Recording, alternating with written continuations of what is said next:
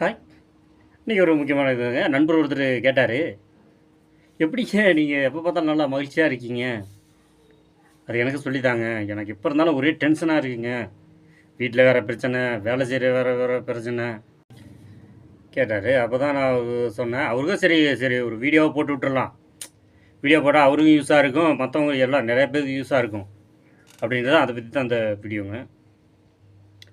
டென்ஷனா இருக்கிறதுக்கு காரணம் என்னம்னா, பாயிண்ட் நம்பர் 1 6 மணிக்கு முன்னாடி எழுந்திரிக்கணும் காலையில. நீங்கள் 7 மணிக்கோ 8 மணிக்கோ எழுந்திரிச்சிங்கன்னா நீங்கள் டென்ஷனாக இருப்பீங்க. அது தவிர்க்க முடியாது. அதே மாதிரி நைட் நேரத்திலே படுத்து தூங்கிடுங்க. நேரத்திலே அப்போ ஆட்டோமேட்டிக் முழிப்பு வந்துடும். இது ஒரு காரணம்.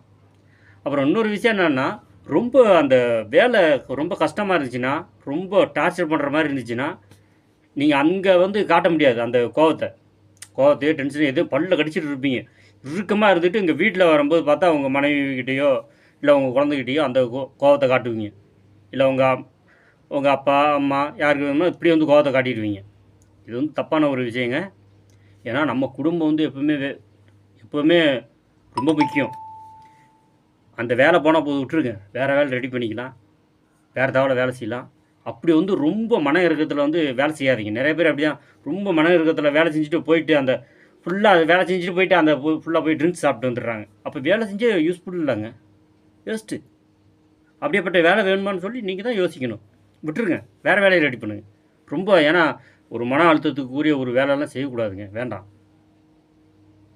விட்டு பாருங்களேன், உங்களுக்கு இதாக இருக்குனால யோசனை பண்ணுங்கள், உங்களுக்கு ஒரு ஐடியா கிடைக்கும். இல்லை வேறு வேலையை ரெடி பண்ணுங்கள். அப்படி தான் பார்க்கணும். ஏன்னா அந்த கோவத்தை கொண்டு வந்து இங்கே குடும்பத்துக்கிட்ட காட்டக்கூடாதுங்க. இங்கே காட்டினீங்கன்னா அப்புறம் குடும்பத்துக்குள்ளே பிரச்சனை வரும், சண்டை வரும். அப்புறம் எந்த பிரச்சனையும் நீங்கள் அங்கே போய் ஒரே டென்ஷனாக இருக்குது, வேலை பார்க்க மாட்டீங்க. கொஞ்சம் ரெஸ்ட் எடுங்க. வாரத்தில் ஒரு நாள் கண்டிப்பாக ரெஸ்ட் எடுக்கணுங்க. இது ரொம்ப நல்லது. அது ஒரு விஷயம். அப்புறம் இன்னொரு விஷயம் என்னென்னா, இந்த மேலை நாட்டிலலாம் ஃபாலோ பண்ணுறது, வெளிநாட்டிலலாம் அமெரிக்காலலாம் ரொம்ப ஃபாலோ பண்ணுவாங்க. என்ன தெரியுங்களா? இந்த அடுத்தவங்களை பற்றி எதுவுமே குறை சொல்ல மாட்டாங்க. அடுத்தவங்களை பற்றி குறை சொல்லவே மாட்டாங்க. ஆனால் இங்கே லேடிஸு தான் பேசிகிட்டு இருந்தாங்க. இப்போ ஜென்ஸை குறை சொல்கிறாங்க. யாரும் தவறாக நினைக்க வேண்டாங்க. லேடிஸுக்குன்னு நல்ல மரியாதை வச்சுருக்கேன். பெரிய பெரிய நல்ல அறிவாளிலாம் இருக்காங்க. எனக்கு புக்கெல்லாம் பிடிச்சி நிறையா பேர் இருக்காங்க. இருந்தாலும் சில பேர் அறியாமையில் பேசுகிறாங்கல்ல. இப்போ வந்து ஜென்ஸும் அந்த மாதிரி பேசிகிட்டு இருக்காங்க. வரலாம் போகிறானே 3 பேர் சேர்ந்து பேசிகிட்டு இருப்பாங்க, போனோன்னே அவனை பற்றி குறை சொல்லுவாங்க. ஆனால் வெளிநாட்டில் வந்து அந்த மாதிரி குறை சொல்கிறதே இல்லைங்க.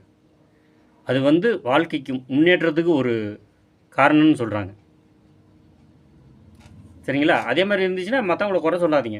நம்ம குறை ஏதாவது இருந்துச்சுன்னா தேடி பாருங்கள், அது சரி பண்ணுறதுக்கு என்ன வழி, அது பண்ணிங்களா போதுங்க. இந்த நாள் இனிய நாள்.